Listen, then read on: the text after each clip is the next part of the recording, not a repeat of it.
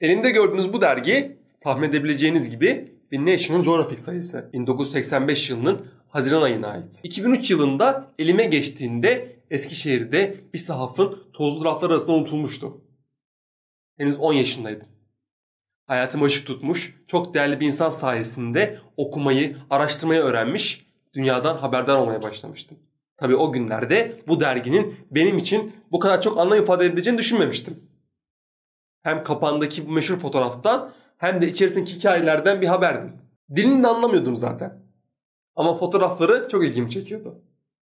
Ben de makas alıp tek tek hoşuma giden fotoğraflarını kesmiş ufak bir albüm hazırlamıştım. O fotoğraflar arasında bir tanesi vardı ki bugün bu hikayeyi size anlatmamı sağladı. Fotoğraf albümü kaybettim ama aynı dergiyi geçtiğimiz yıl başka bir sahafta yine buldum. Hikayemizin kahramanının fotoğrafına bir kez daha ulaştım. Gene şimdilik bu meşhur kapak fotoğrafını bir kenara bırakalım ve arka sayfaya doğru göz atalım.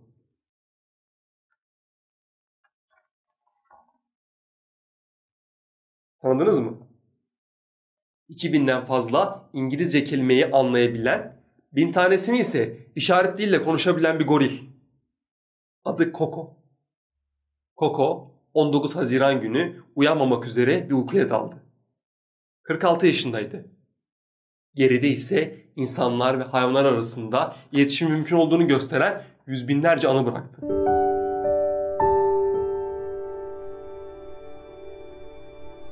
Koko aslında soyu tükenme tehlikesiyle karşı karşıya olan ve Afrika'nın batı kıyısında yaşamını sürdüren bir batı ova gorili. Fakat kendisi Amerika Birleşik Devletleri'ndeki San Francisco Hayvanat Bahçesi'nde dünyaya gelmiş ve hayatının büyük bir kısmını Kaliforniya'nın Santa Cruz dağlarındaki bir merkezde geçirmiş. Sayısız bilimsel araştırmaya konu olmuş. Belgesellerde ve dergilerde yer almış. Öyle ki National Geographic dergisinin kapağında 2 kez yer alan tek hayvan.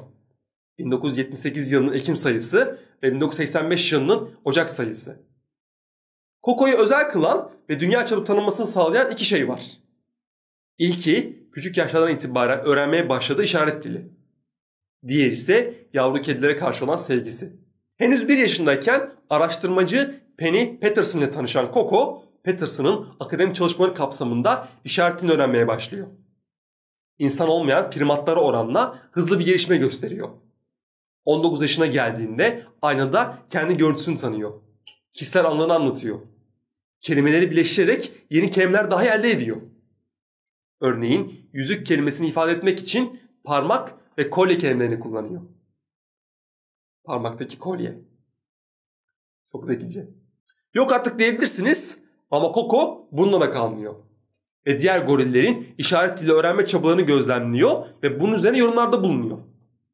Üstüne üstlük yaptığı sohbetlerde şakalar ve espriler bile yapıyor. Diğer dikkat çekici nokta ise Koko'nun yavru kedilere karşı olan ilgisi. Dişi bir goril olan Koko 1983 yılında bir kedi istediğini anlatıyor. Çünkü Patterson ile birlikte okudukları kitaplarda yavru kedilerin hikayeleriyle karşılaşıyor ve çok etkileniyor. Önceleri oyuncak bir kedi veriyorlar Koko'ya. Bir süre oynadıktan sonra kedinin cansız olduğunu anlıyor ve bırakıyor. Üzgün olduğunu işaret ediyor. 1984 yılında ise bu kez canlı bir kedi seçmesine izin veriyorlar.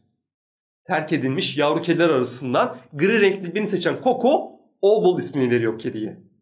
Ufak bir topa benzediğini söylüyor. There's a giant gorilla with a tiny helpless kitten and being gentle and loving toward that kitten. Tam bir anne şefkatiyle de kediyle ilgileniyor. Yaklaşık 6 ay sonra All Bull merkezden kaçıyor ve bir araba kazasında ölüyor. Patterson Koko'ya durumu anlatıyor. Koko'nun tepkisi ise pek bir üzücü. Coco, All Bull was hit by a car. I went in right away and I said, Coco, something's happened to your kitty and he won't be here anymore. You know, the cat has died. Bir süre sonra Koko'ya ikinci bir yavru kedi seçmesi için izin veriliyor. Ruj anlamına gelen lipstick ve duman anlamında smoky isimlerini veriyor bu kedilere. Neden bu isimleri verdiğini sorduklarında ise sarı olanın dudaklarındaki rengi gösteriyor, gri olanın ise dumana benzediğini işaret ediyor. Koko aramızdan ayrıldı belki ama ortaya koyduğu beceriler ve paylaştığı duygular insanlık için çok değerli şeyler ifade ediyor. Hayvanlarla iletişimde ne kadar ileri gidebileceğimizin bir kanıtını niteliği taşıyor aslında. Bilimsel araştırmalar sonucunda insanların bazı canlılar ile karşılıklı bir iletişim kurabildiği ortaya konulmuş. Yani insanlar tarafından gönderilen bir mesaj karşılığında bir geri dönüt almış. Tabi bu iletişimi bir soru sordum. Bak gördüğümü cevap verdi gibi düşünmeyin. Coco'nun yaptığına benzer işaret türüyle kurulan karmaşık bir iletişimden çok basit mesajlar ve geri dönütler içeren bir etkileşime kadar geniş bir iletişimden bahsediyorum. İlla ki bir ses çıkarması veya el işareti yapması gerekmiyor. Yansıtılan yüz ifadeleri, mutluluk, heyecan, öfke, üzüntü gibi duyguları da geri dönüt olarak kabul ediyoruz. Bilindiği kadarıyla 29 memeli, 30'u kuş olmak üzere 59 farklı türle iletişim kurabiliyoruz. Memeli türler içerisinde kediler ve köpekler gibi evcil dostlarımız da var, Coco gibi primat akrabalarımız da. Örneğin kedi ve köpeklerle kurduğumuz iletişimi düşünelim. Verdiğimiz basit komutlara karşı tepki alabiliyoruz ya da vücut dilimizde yansıttığımız duyguların onlar tarafından anlandığını görebiliyoruz. Ya da bizler onların miyavlamalarını veya havlamalarının ne ifade ettiğini anlayabiliyoruz. Öfkeli, üzgün ya da mutlu olduklarını davranışlarından sezinleyebiliyoruz. Primatlarla olan iletişimimiz ise biraz daha derin. Aynı Coco'da olduğu gibi işaret diliyle ya da resimler, sesler ve şekiller aracılığıyla iletişim kurabiliyoruz.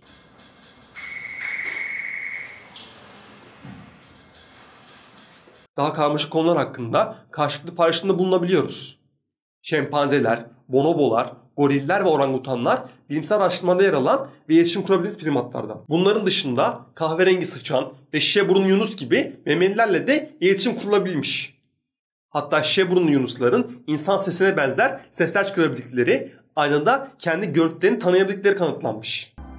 This suggests they understand that what they're seeing isn't another animal, but a reflection of themselves.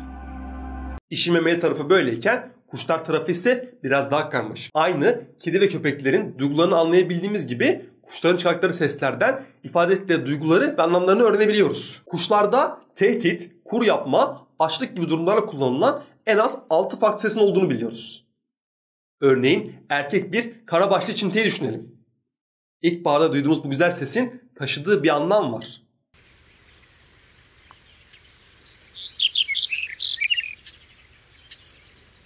Hanımlar ben geldim. Çiftleşmeye hazırım diyor aslında. Dişiyle arasında bir etkileşim sağlıyor ama bizim için hala tek yönlü bir iletişim durumunda. Benzer şekilde balakarga. Alanına giren bir tehdide karşı avaz çıktığınca bağırıyor ve tehdidi uzaklaştırmaya çalışıyor. Bu seferki tehdit onun için bir alaca baykuş. Ama bizler için yine tek yönlü bir iletişim. Karşılıklı iletişim kurabildiğimiz kuş türleri ise çoğunlukla papağan türleri. Papağanlar sesleri çok iyi taklit edebilen kuşlardan. Yapılan bilimsel araştırmalar sonucunda Jaco türündeki bir papağanın 100 kelime öğrendiği ve renkler, şekiller, sayılar ve boyut gibi konularda sorulan sorulara büyük bir oranda doğru cevap verdiği ortaya çıkmış. Öyle ki kendisinin ne renk olduğunu bile sormuş. Can you sing in the shower?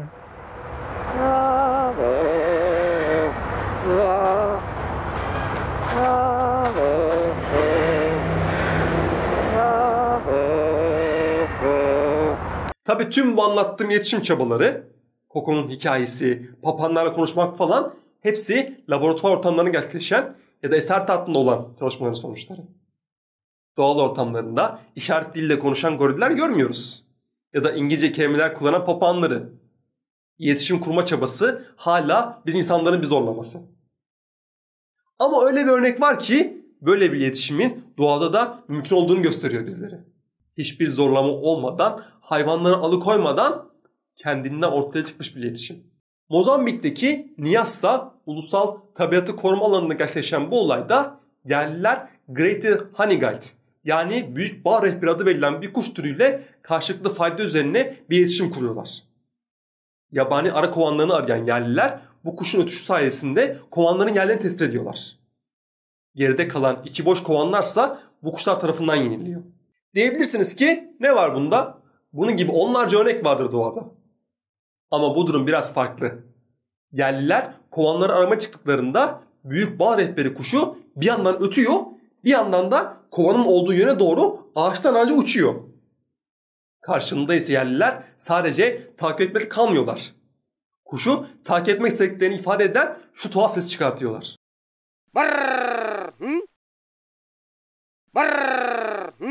Yapılan çalışmaya göre kuşun sadece bu ses tepki verdiği ve arı kovanın yerini göster tespit edilmiş. Çalışma boyunca farklı seslerle kullanılmış ama hım gibi bir etki yaratamamış. Büyük bal rehberi kuşunun yardım olmadan yapılan bal kovanı arayışlarında başarı ciddi oranda düşmüş. Dahası da var.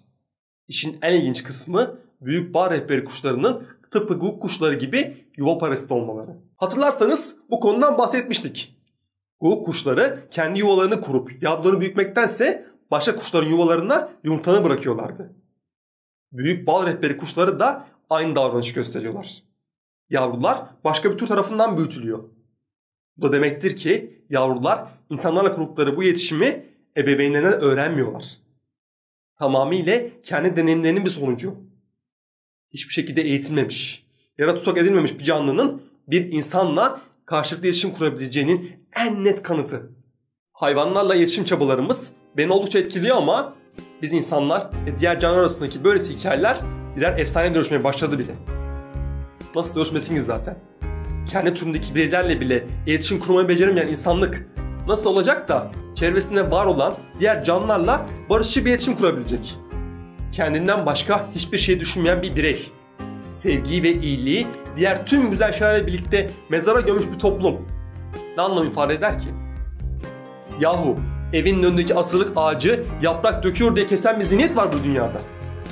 Spor amaçlı kuş avlayan, sokakta arabasıyla kedi ezen, yavru bir köpeğin bacaklarını kesip ölüme terk eden insanlar yaşıyor bu gezegende. Kocaman cüssesi ve ipa gibi yüreğiyle sevdiği Coco'nun dediği gibi üzgünüm.